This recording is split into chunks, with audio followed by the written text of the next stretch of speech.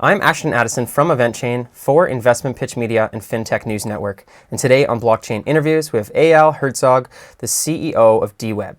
Eyal, welcome to the show, and it's a pleasure to have you here today. Thank you very much. You're very welcome. I know you've been around the tech and the blockchain space for a little while now, so I thought we could kick off the interview by hearing a little bit from you on your background and how that led up to you starting with your team on deWeb.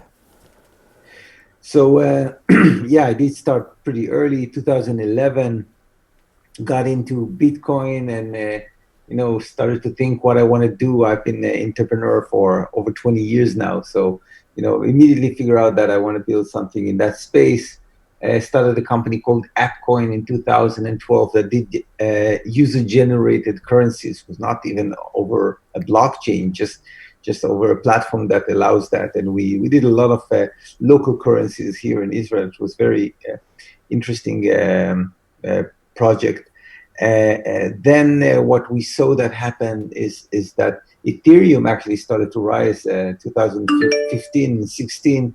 And one of the key challenges that we had with those user-generated currencies is the ability to, the ability to provide liquidity for those currencies, for user-generated currencies. And in order to provide liquidity, they had to be listed on exchanges, and that just wouldn't work for us because, if you let anyone create a currency, how can it be liquid?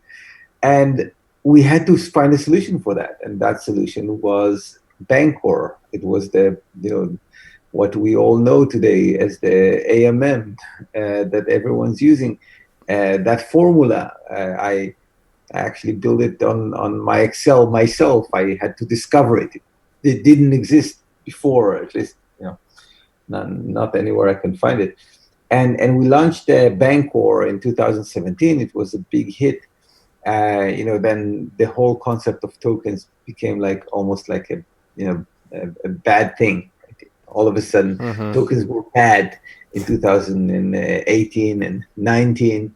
They seem to be coming back into fashion right now, but there was a pretty long dark period there. And we've been building all this time a lot of kind of infrastructure level. So the Bancor network, as well as a bridge to EOS blockchain, as well as new forms of interfaces and integration with wallets, all of those things. So we've been working on that for quite some time, and in the last year, I would say, we really got into the user-generated tokens again, and this time, with the liquidity framework that was so desperately needed. But one thing that we figure out very fast is that in order to deliver an application that you really target kind of mass adoption with that application, then even if everyone is using it from your own domain, that's too centralized. That's if all the user knows to come to your domain, it's already giving some single central entity too much power over the network. And that sort of thinking, kind of one thing led to another, and it led me and the team to think about deWeb as a new concept, as a decentralized web. And in that decentralized web, we kind of took what we know. I've been building online services for 20 years, and it's always the same. So you have those who build a product, that design it, program it, test it, and building great code. And then you have those who kind of host the product and provision the service. Those are the DevOps. They don't care about building the product. They just care about it, being scalable, working, and functioning, being good uptime. And those are completely different group of people. And then you have another very different group of people, which are the people that should deliver and sell this product to the end customer or user. Those are like the marketing people, the product market fit kind of people that work on the salespeople. All those people are kind of the front line to the customer. And today they are in a single company, always. And we figure out that kind of one of the most basic thing that needs to be done and can be done for the first time ever is to kind of break down this link, this molecule, and say, you know what, you can have products that many can build modules for, and many can operate, and many can market, but there's only one thing you need for that, and that's a public database that all of them can use. You need a public database for that, and we never had a public database. Now we have a pretty advanced one. At this time you can actually provide free services on public databases because blockchain technology have come so far within a decade. But we didn't have that. Just like we didn't have a public network before the internet. We had a lot of private networks. We didn't have a public network. Guess what? After decades of private networks, here comes the public network, and you couldn't recognize the world after 20 years. Public database is a much stronger premise, but we need to understand that when you build application on public database, they're not built like today with a centralized monolith like Facebook or Amazon. They're built like open source software by an ecosystem. It doesn't mean that they have to be open source. It can be a lot of closed source modules, but it's an ecosystem that build that, not a specific entity. And it's an ecosystem that operates them, and it's an ecosystem that market, provides support, sells them, price them. Just like, from all the online services that we use today, which is the most important thing is the online service. From all the online services, there's only one online service which is public. You know what this one is? What is it? Email. It's email. Email. It's the only public online service in existence. Everything else is fully owned, fully proprietary, fully centralized. It's the only one. And the reason it's the only one that it survived and barely survived without a public database, without using a database at all. And this is why it has spam and phishing and all the bad things in email. It's because it doesn't have, if it would have a database, even of users, you wouldn't have Facebook today. But it doesn't have a database. So that's how we think about it in deWeb, and I believe that's the future we're heading for. So very excited to do that.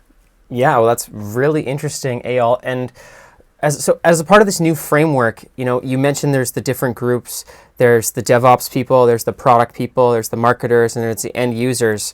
And normally in a company, you have to get those first three, and they have to work together to get the end users. But you're sort of decompartmentalizing or like decentralizing any of these groups, and you could have like a DevOps group that could make a product for different businesses and really work with anybody around the world. Is this sort of like a whole shift in the way that companies may be able to cooperate as well? So, some people say that the reason that you even have corporations is because transaction costs. I mean, at least that what they teach you in business school. Not that I've been to business school, but friends of mine been to business, and they, at least they told me that that corporation exists because of transaction costs. So, what happens when transaction cost goes to zero because of blockchain technology? That's a very interesting question. Does corporation even make sense anymore? Maybe something that makes more sense is a lot of independent teams that can, work together and maybe work together for a decade. I know in other industry, like my friends in the music industry, working with some PA company, and they can work for a whole decade with that team of 6 people, and it would be like a company, but it's 2 separate companies that just keep choosing to work together. Maybe that's healthier than being forced to work together with some people. So I think we're going to see a lot of changes, but it's going to happen in a very kind of practical and realistic way. So if I tell you about how it works in deWeb, so we're building the software and we publish the software now. All our friends from the EOS kind of the space, the block producers, they they learn about it, they can operate it, they play with it. It's very easy. It's very easy to set it up. Mm-hmm. Just it's on Google Firebase. So and all of a sudden they have a service that they can market themselves, but they're not really marketing people. They don't try to market to end users. They're more like tech powerhouse. Mm-hmm. But it's a nice demo that everyone can come and see what you can do with the platform. And it's essentially gives you again a decentralized Reddit, if you will, where each marketer is his own Reddit, his own collection of message boards, and so for the current set of operators, it's great that they can demo it on their domain, but then we have YouTubers that come to the operator and say, hey, I want to have my own discussion board that is kind of really mine, working under my domain. And those YouTubers, they are the marketers. All they need is just to own a domain or a subdomain. Mm-hmm. That's the only requirement from a marketer. Just have a domain. And that's the most important thing, because users go to a domain. So everyone that goes to that domain, whenever they want to kind of access the network, is your users. It's like an ISP of sorts. Mm-hmm. You're not the only gateway to the network, but you are a gateway. And if people are happy with using your gateway, so it's just using Gmail. It's not the only way to access email, but it's a very popular way. So you encourage competition. So it's get very kind of practical in a way that the internet really allow those kind of things, and we don't leverage them as much as we can with the existing technologies, with having for the first time a public database that basically all those developers can build for, all those operators can work with, write to, and read from, and all those marketers can benefit, because no one owns their information. If I'm an influencer and I want to create my own community, my own message board, and I don't need to let Reddit own that community, or Facebook own that community. It can be mine. It can be again mine to the extent that they come to, but I cannot even take it from the user themselves, because the data is on the blockchain. So it creates a whole different power dynamic. And one of the first one that we launched is juststable.com, which is a discussion about stable coins. And the nice thing, because it's on the blockchain, the way that it works is very different in terms of curation. So yes, you can post, you can comment, all the regular things that you can do on any message board. But in terms of curation, which is a very challenging subject, because it's very easy to manipulate with botnets and all that. So in terms of curation, what we have is a very simple open bidding system, essentially, for every post in the system. So every post has a banner, if you will, or ad space, and anyone can bid on that ad space. And whenever you bid, you need to bid at least 30% more than the last one in order to be the sponsor. And when you bid more than the last one is getting kind of paid back, plus some bonus if you want to encourage that.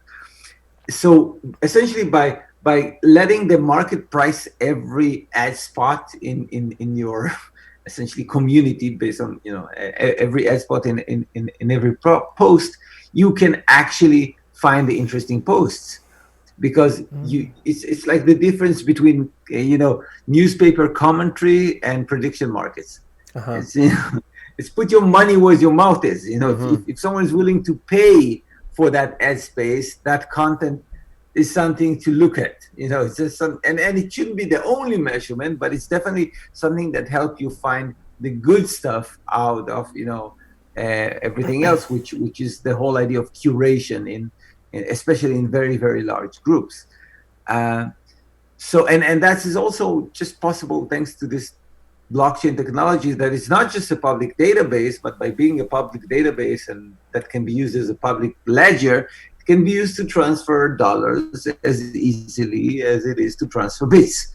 And so all of a sudden you can create those mechanisms when everyone, whenever you sponsor a content, you split the revenue to like 6 ways. And it's all happened in the background. No one, but it provide revenue for the previous sponsor, for the publisher of the post, for the admin of the discussion board, for the marketer, for the operator that is running the server, for the developer that build the software.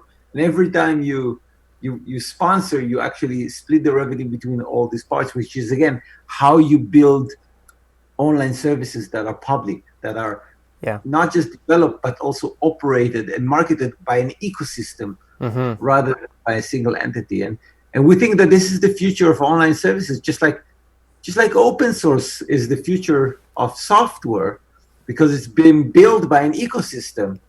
But with services, it's different than open source. You cannot just build a service as open source and say it's a public service. It doesn't work this way. Software is just intellectual property. When we're talking about services, we are essentially talking about something that needs to be operated, need to be supported. You have users, they have problems. It has costs. So you need money to run the system. It's not like open source software, which is just a set of ideas, if you will. It's actual operation. It's like a blockchain, right? A blockchain needs miners. It needs money involved and incentives. And the same goes for public services. Just it's a different layer of public services. Well, blockchain is like an infrastructure public service. We're getting to the era of user level public services for the end user, not just for developers. That's super interesting, Eyal. And we're running out of time, but I do have a last question for you. What are the goals moving forward for deWeb and for Just Stable right now? Are you guys looking for more strategic partners, developers, marketers, and how can those groups of people find out more about the project? Yeah, so Just Stable, again, being one of the first discussion boards, some place that people can experience the platform, see how it works. When people join right now, we actually send them a couple of bucks to kind of try out the system and upvote posts. And we're learning a lot from our users, from experiencing it ourselves. And this is a place where anyone can kind of try it out and think, maybe I want to, have one of these of my own. And very easy to contact us through our Telegram group or our website at deweb.io. Always happy to help. But this is the very first step of this public service, which is one of the most basic services of the internet history, which is a message board. Just doing it not as a proprietary service, but the way that we think it should be. Very, very cool. The internet is turning into a whole new place. So thank you so much for taking the time to come on the show. I will leave those links in the description box below for the viewers. All the best with deWeb moving forward, and let's follow up in the near future.